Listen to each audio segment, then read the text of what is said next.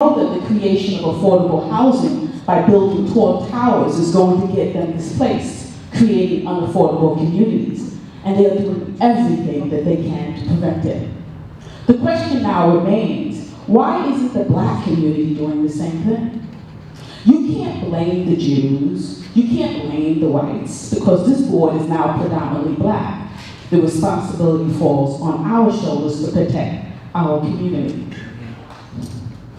Why is a small group of community board members meeting in private with the Department of City Planning, pushing for a rezoning where 5,000 affordable units are going to be proposed, which will amount to over 100 towers in our community? Why is this board letting this happen? Why is the board not taking control of this executive board and the chairs and demanding accountability and transparency? Why are only a select few board members invited to these meetings and is being kept secret? A rezoning of our community will have devastating effects on everyone, and anyone should be invited and allowed to be a part of any and all discussions if they find themselves within the parameters of that rezoning study. It is time that the Black community start protecting its people. Yeah, thank you. Thank you. The next person we have is Maxine Barnes. Maxine Barnes is not here. Cliff Haworth?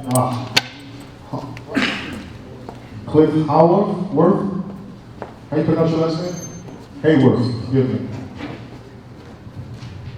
Hello, my name is Mr. Hayworth, and I have a few questions and comments for the committee.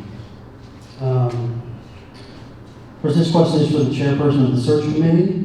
According to the CV9 bylaws, 3 candidates are selected by the search committee for consideration. Has the search committee selected 3 candidates for consideration? And if so, what are their names for the record? 2, does the Borough Hall hire the new district manager, or does the community board not, for the record? 3, is it true that the process of hiring a new district manager is being delayed because Chairman Demetrius Lawrence is trying to push current housing chairperson Carmen Martinez into the position without consent of the search committee or community board 9? In my last statement, let it be known that the Conflict of Interest Board has been made aware of CV9's plan to hire former comptroller staffer fired for doing personal work on city time, Ms. Carmen Martinez. Thank you. We have Karen Fleming.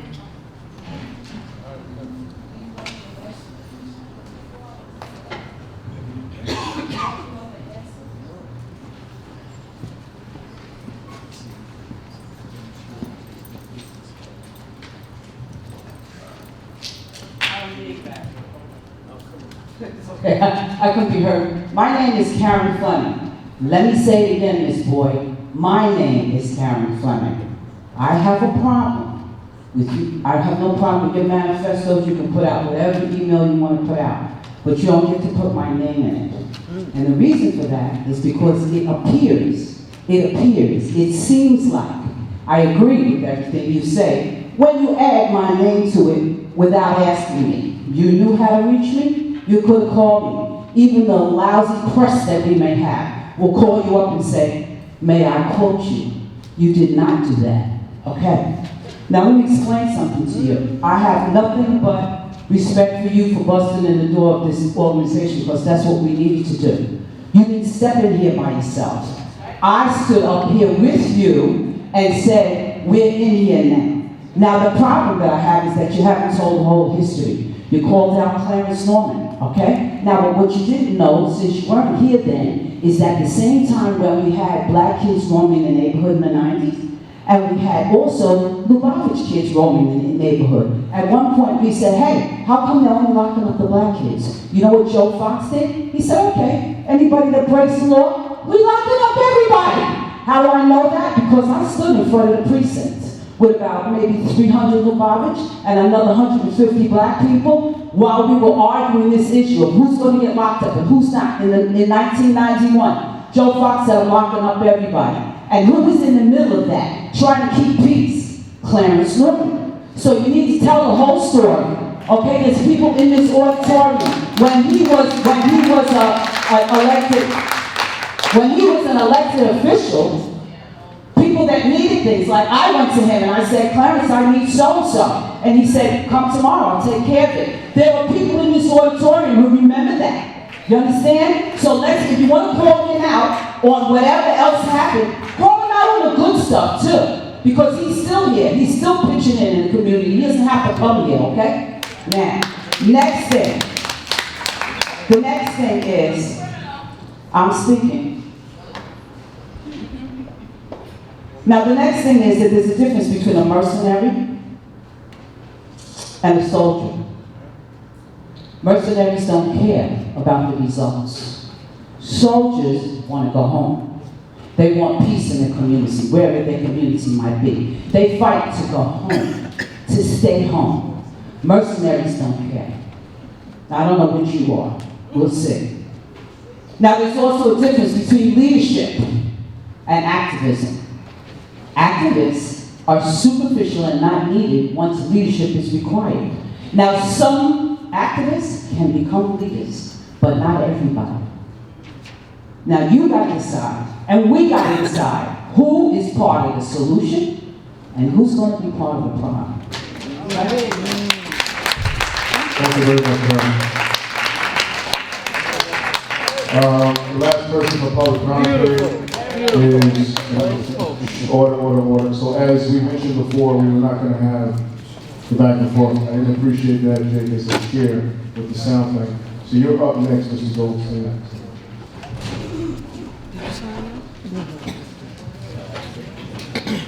3 minutes. So let me explain. This week is the holiday Purim. Purim, for everybody, is when the Jewish community of its time was threatened with annihilation. They overcame their adversaries, and the evil Haman, who had decreed death to the Jewish community, he got hung up instead with his band of merry men. And to commemorate that, for 2,500 years, when we fight anti-Semitism, kids go to the synagogues before Purim, and they have what is called a Grager. And that's what I had. And when I heard Alicia talk about the Jews, I decided to call her out. And she has not done that from day one. From now, she's done that from day one. My friends, she is a rabid anti-Semite. Look at her stuff, look at the things that she puts out, and you will see what type of person she is. And I will say something that people may not like, but it is a fact. Adolf Hitler started on a street corner, and everybody ignored him. And he grew up to be the person that he was and to kill millions of people. And if we do not shut down anti-Semitism in its tracks, we will have a much bigger problem. For the executive committee not to respond to the email that each and every one of them got, not in writing, not in mouth, nothing, means they acquiesce to the hateful email that she put out and to the other things that she's done. And you have not done that, Mr. Chair, and you should have done that. Okay, so therefore, I hold everybody in acquiescence, at least in leadership, who've seen this and have seen it before and have not shut this down, it means they agree. My friends, yes, the mayor cut a deal with the city council. And yes, those towers are going up. Everybody got a piece of change. And therefore, it is a big problem. I will agree. And the pressures are on. The pressures are on everybody. My daughter can't get a house because houses here today in our community are the same as they cost someplace near Park Avenue. That's a fact. So she lives in a cramped three-bedroom apartment with 7 kids. So therefore, I'm telling you that is an issue. But to say and try to use the Jewish community as your battering ram, as your whipping boy to say the Jews are okay because it's not coming to them, I call you out and your band of merry men. So I didn't respond to a lot of the comments tonight, but Jake, as the chair of this board, as it was brought before the executive committee, on behalf of this board, I don't support anyone who's in anti-Semitism. And I respect all races, and as a board, I believe we all do. And as long as I'm chair, and as long as I'm a human being, as a respect, we actually, as the African American race actually respect, I ask for everyone to respect every race out there, as well as the Jewish, whites, Asian as well. So I don't support anyone who's against any other race out there. So I don't support what took place and what was said at the last month's meeting regarding the Jewish community. Mr. Chair, may I have 1 minute? No. So I'm going to ask,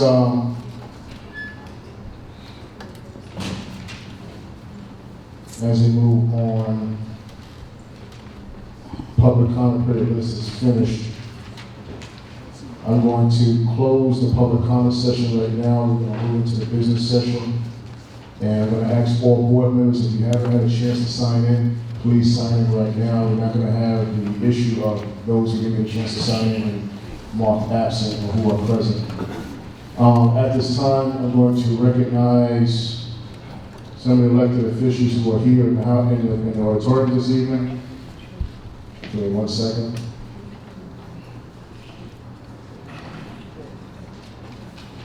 I do want to recognize, here it goes. I do want to recognize and give the opportunity to give this gentleman a chance to speak before the full board and the community. The new inspector, if he wants to, the new inspector for the 71st Precinct, Inspector Norman Grandstaff. Please give him a hand as he makes his way forward.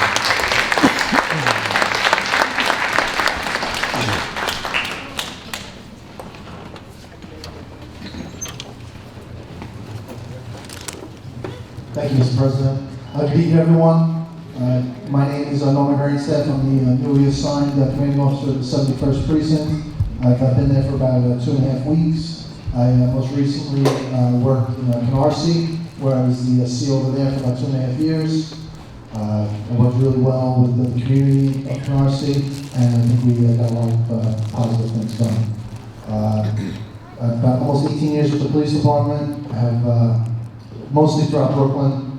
I worked in 703. I started out in Manhattan, the 13th precinct, for about a year, then became a cop in Bed-Stuy in the 79 precinct. Was promoted to sergeant, where I worked in the 70. I moved to the south for almost 5 years. Made lieutenant. I was in Fort Greene for about 3 years. And as a captain, I was the executive officer of the 90 precinct in Williamsburg and the 75th precinct, which is the busiest precinct in the city. I was the XO there for 2 years. 2.5 years in the 6-9. And like Inspector Fitzgibbon, I moved on from the 6-9 to the 7-1. So this is my second time following Inspector Fitzgibbon, and it worked out very well the first time. I think he did a really great job in his 2.5 years in the 7-1. So I appreciate all that he did under his leadership and through the hard work of the cops. I think he did a tremendous job in bringing down crime and working well with the community. Just last year, the precinct had 17 shootings, which is 4 or 5 shootings fewer than the previous all-time low. So that's really unbelievable work. And it's a partnership with everyone here tonight. Everyone here tonight is taking time out of their night because this community, this neighborhood matters to them. And I appreciate that, and I appreciate all of you for coming tonight. Like I said, I've been in the precinct for about 2.5 weeks. I've met many of you.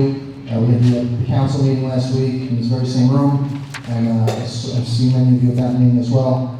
I look forward to working with each and every one of you here. We have a really great community affairs staff, Vinny and Larry and the Sarge in the back. So they're unrivaled in this city. You're here, this is your neighborhood. You may not experience other community affairs officers. I have. I've been with the police department for 18 years, been in 18 precincts. I've been here a few weeks, but that's long enough for me to recognize what we have here. So I think we should all appreciate that, and like they all do. Just real quick, because I know everyone's busy tonight. Just in meeting everyone in the command, everyone's like, "Welcome. We're going to miss Inspector Fitzgibbon," and then they compliment the community affairs guys. So you really have a tremendous resource on them, as I do, and they've been very instrumental. They've been instrumental They've been instrumental in me really getting acclimated to this command, so I appreciate that. I'll be in the back. I'll stay for a while. If anyone has any questions or concerns, I'll be glad to address them. Thank you very much.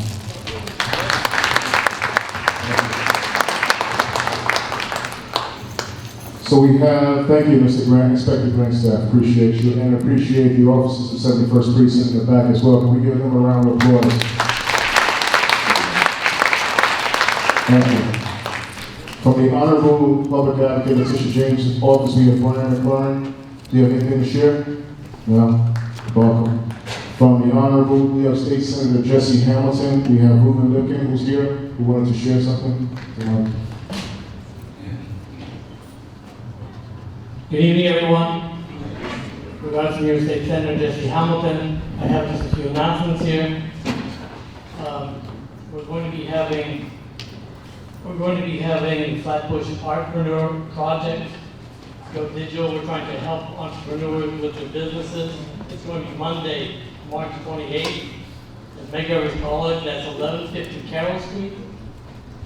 There is going to be the Brooklyn Chair, the Brooklyn Chair Project will be coming, and we'll be helping businesses and entrepreneurs to expand their businesses through media. Okay, that's a free event, of course. Also the Urban Justice Center, we're going to be having family law clinics. You can get help with any type of an issue in terms of family law. In our office is 1699. That's the corner of Bedford and Montgomery on the second floor. And that's going to be April the 4th. We're going to be having that. And you need to call 718-284-4700 to make an appointment to see a lawyer. Also, we're going to be having an event right here with the Summer Youth Employment Program. That's going to be Wednesday, April the 6th, between 6:30 and 8 p.m. right here, MS61. Also, I'd just like to announce I have with me voter registration forms. If you want to vote in the upcoming primary, you have till Friday to register. I have forms with me. They're all stamped. It's very simple. Just fill it out, put it in the mail just before Friday. Anyone who wants, I'll be here in front for the event for tonight. Thank you very much. Have a great evening. Thank you. We have from New York State Assemblywoman's office, Sam Clark, who's here. So we have something to share. We just have some of the reports of some events that are coming up, a whole list of events. We play some in the back and some on the piano for the members to come on behalf of the Assemblywoman. Thank you very much, Mr. Clark. From New York City Fire Department, we have James. Yes, we have James Gultz from Battalion 38 who's here.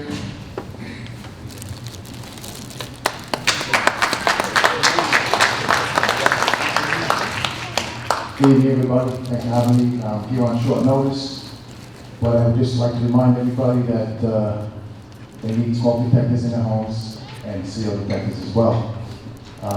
Twice a year we should change your batteries. We try to do that when we change the season, change the clock back, forward and backwards. If you buy CO detectors, if you look on the back of the CO detectors, there's directions and it explains how they beep and why they beep. Usually when there's a true alarm, those smoke CO detectors will rapidly alarm. When it's chirping every 20 seconds, it's probably the defective unit or the batteries need to be replaced. If we get inundated with these calls, and it's a simple fix for a lot of people if they educate themselves. So I'm trying to let you guys know how that's the issue. In the last 3 years, our calls to natural gas incidents have increased dramatically. In 2013, we responded to 27,000 gas-related incidents in the city of New York. In 2014, we did 44,000. And in 2015, we're up to 55,000. So, as you can see, our run calls, the amount of calls we're doing each year is going up and up and up. We're not telling you not to call. By all means, if you think there's any type of gas, call us. What happens is though, if someone's painting their home, they're cleaning their home, we're getting calls for gas responses. Which is okay, if you have any questions, just call us and we'll have to come. Another thing is, when we respond to gas leaks, we've modified our response. What's happening now is we're getting one engine company, one ladder company, and the chief responds in emergency mode. And the second engine company and the second ladder company respond like they're just driving down the street. A lot of times you may think we're not going anywhere, but those vehicles responding, we see them, especially side by side, they're probably making their way to an incident, even though they don't have the lights on. Another thing I always wonder, like a lot of times we'll be responding and a unit will be on scene and they'll call off the emergency, like what we call the 1020. That means there's no emergency at the scene. So if you ever see us going through an intersection with our lights and sirens on and turn our lights off, and you say, why did they do that? Anyone ever have that situation happen to them? You're wondering what the heck's going on? You probably got a radio transmission at that moment where the emergency's over, and that's why we turn the lights off. We weren't trying to push people out of the intersection just to get through the intersection. And if anyone see us do that, I always go, oh my God, what are people thinking? But that's what's actually happening, and it happens quite often. So if you ever see us tearing down the road, and all of a sudden, there's no lights and sirens anymore, what are they doing? That's what's going on. Thanks for your time. If anyone has any questions, you can, yes sir. Are there going to be any more events where you're giving out smoke detectors? I can find out. I don't know if they have anything scheduled, but we'll have a 5-event program generally in October. We give out detectors one night. I always tell people, smoke detectors $10. We go into these places and they have young kids, whatever, and we ask them to have smoke detectors. They tell us no. They tell us we're going to ask the landlord. I'm like, for $10, go get one and protect your family. If you read, a lot of stories around the city where people die in fires, you'll read part of that article is they had no smoke detectors, they had no batteries. So it's truly an issue. Anybody else? Feel free to stop by any files with the kids anytime you want. We're there for your communities, whatever we can do for you. Thank you for your time. Thank you very much. From Medgar College, we have Dr. William Boone, who's here in the back. We welcome you. We also want to welcome female district leader Shirley Patterson, who's over here to my left. We'll recognize also Richard Hurley for Town Heights Community Council. From Councilwoman Darlene Muley's office, Honor Lipkin, from Congresswoman Yvette Clark's office. I got to help me with your last name. Gail, Miss Gail. So Honor Lipkin from Councilwoman Darlene Muley's office. I want to get you to sign in too, because it's hard to remember names. Thank you very much. Well, on that note, I'm glad to see the fire department's here. I learn something new every time. We are having our Get Alarmed NYC event on Sunday. For our next advisory board meeting, we are going to vary it from Saturday. It's going to be on a Sunday, April 3rd. And again, the fire department will be there, safety education, and giving out smoke alarms. You can also make an appointment if you want, if you're a senior, to have someone come down and set it up for you. So that's another feature that they're going to offer. In addition, we'll have the SYEP at our office on that Sunday to help sign our young kids up for the summer youth program. One other event that we're having,